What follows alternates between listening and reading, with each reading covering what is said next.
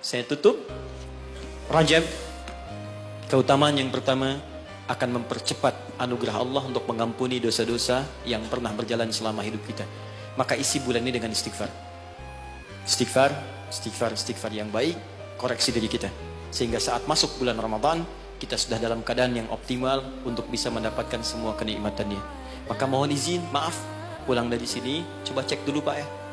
Ibu di rumah dengan anak-anak mungkin ada masalah, selesaikan. Dengan pasangan hidup, di kantor, jangan sampai itu yang memberatkan Anda ketika pulang kepada Allah Subhanahu wa Ta'ala. Ini bagian pesan yang pertama. Yang kedua, tingkatkan amal saleh. Ya, Ibnu Abbas mengatakan orang yang sengaja maksiat di bulan Rajab, karena tadi ada ayatnya, maka dosanya 2 kali lipat di hari biasa. 2 kali lipat. Di orang yang bikin hoax sekarang ini, jadi buzzer, jadi macam-macam, itu 2 kali lipat dosa hari biasa. Bahkan zaman jahiliyah pun kalau muncul Rajab itu puasa maksiat Pak, bisa puasa maksiat. Di orang jahiliyah, Abu Jahal dan kawan-kawan, itu kalau dicela di bulan Rajab, balasnya bulan depan. Ya libur dulu gitu. Nah, sekarang orang jahiliyah aja takut bermaksiat di bulan Rajab. Maka bagaimana dengan kita yang masuk dalam nilai-nilai kebaikan? Ya, 2 itu.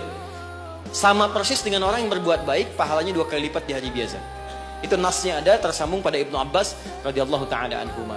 Dari sini Nabi menganjurkan kita kemudian mengistimewakan bulan ini dengan meningkatkan amal saleh. Saya tutup, ada satu amalan yang kalau Anda kerjakan bisa menggabungkan keseluruhan yang tadi. Amal itu disebut dengan puasa namanya.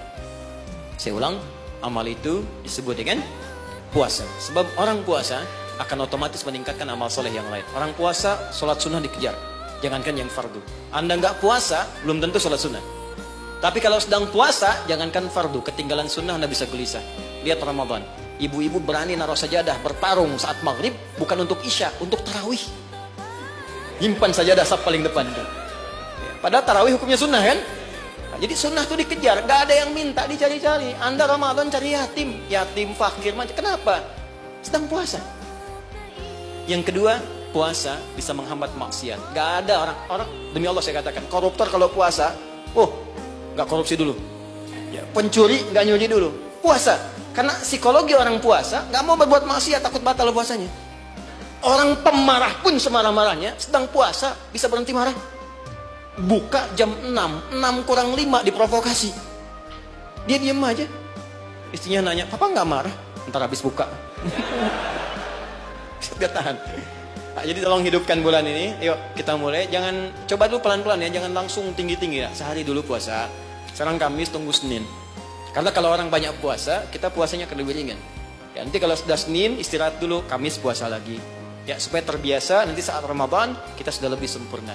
Tapi hati-hati, karena bulan ini istimewa, dulu banyak orang abai tentang bulan ini, sehingga ada orang-orang yang tidak mengerti, berbuatlah dengan membuat hadis-hadis palsu. Ya, siapa yang puasa sehari bulan Rajab akan dapat begini. Siapa yang sholat pertama bulan Rajab diampuni semua dosanya. Pernah dengar hadis itu? Hadis itu palsu. Bahkan saking palsunya, di kitab hadis palsu pun tidak ditemukan. Saking palsunya. Tapi ada salah persepsi di masyarakat. Apa salah persepsinya? Dikira Rajab nggak ada keutamaannya karena yang diketengahkan hadis palsu. Akhirnya orang malas puasa, orang malas sholat malam. Padahal yang sahih ada. Jadi kalau ada yang sahih, kenapa menggunakan yang palsu? Jadi kalau Anda ingin sholat malam, sholat saja. Tahajud namanya. Silakan tahajud, perbanyak malam, tingkatkan ketaatan. Siangnya silakan puasa, gunakan yang sahihnya. Mudah-mudahan dosa kita diampuni oleh Allah Subhanahu Wa Taala. Tidak cukup dengan amin, ya koreksi diri dulu, kemudian perbaiki. Dan terakhir, saya ingin berdoa untuk kita semua. Mudah-mudahan doa kita dikabulkan oleh Allah, dimudahkan pekerjaan kita. Sebelum kita berdoa, saya ingin memberikan pesan. Bangsa kita bangsa besar. Negara kita negara hebat. Sumber daya kita banyak. Banyak yang ingin mendapatkan Indonesia, bahkan ingin lahir di Indonesia. Dan kita beruntung berada di sini. Maka saya ingin mengajak kepada teman-teman semuanya, ayo makmurkan negeri kita. Cintai negara kita, cintai bangsa kita. Saya pun selalu mengatakan keluar dimanapun saya pergi, dunia-dunia yang saya kunjungi, saya katakan saya sangat mencintai negara saya, bangsa saya, dan saya ajak teman-teman di luar untuk kembali bangun bangsa kita. Dan sekarang yang dibutuhkan oleh bangsa kita adalah orang-orang baik. Yang pintar sudah banyak, tapi tidak cukup mengangkat kehebatan negeri kita dengan pintar saja. Maka saya berpesan pada Anda semua, diri saya pribadi, jadi orang baik. Jadi karyawan yang baik, jadi abdi masyarakat yang baik, dan jadi hamba yang baik. Insya Allah dengan menjadi baik, suami baik, istri baik, pekerja baik, cukup dengan kebaikan itu akan mendatangkan rahmat dan keberkahan bagi kita semua insya Allah. Mari kita mulai dengan doa. Mudah-mudahan doa ini menjadi awal untuk melangkah pada lebih baik di hadapan Allah Subhanahu wa taala. Allahumma taqabbal minna innaka antas samiul alim wa tub alaina innaka antat tawwabur rahim. Allahumma 'allimna ma yanfa'una. Allahumma 'allimna ma jahilna.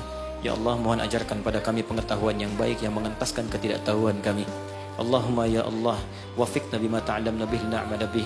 Ya Allah, berikan kami kekuatan untuk mengamalkan apa yang telah kami pelajari dan kami pahami.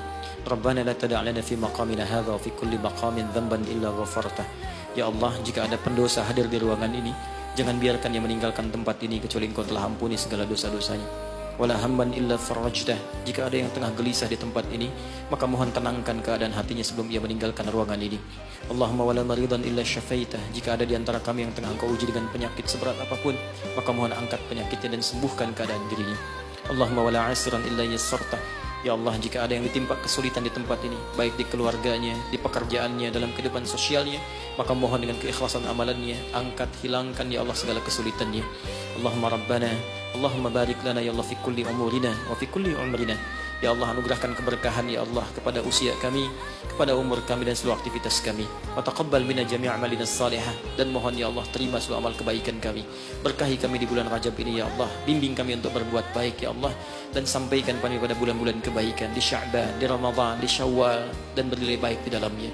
Rabbana atina fid dunya hasanah وفي الآخرة حسنة وقنا عذاب النار بفضلك سبحان ربك رب العزة عما يصفون وسلام على المرسلين وآخر دعوانا أن الحمد لله رب العالمين سبحانك اللهم وبحمدك أشهد أن لا إله إلا أنت أستغفرك وأتوب إليك. السلام عليكم ورحمة الله وبركاته.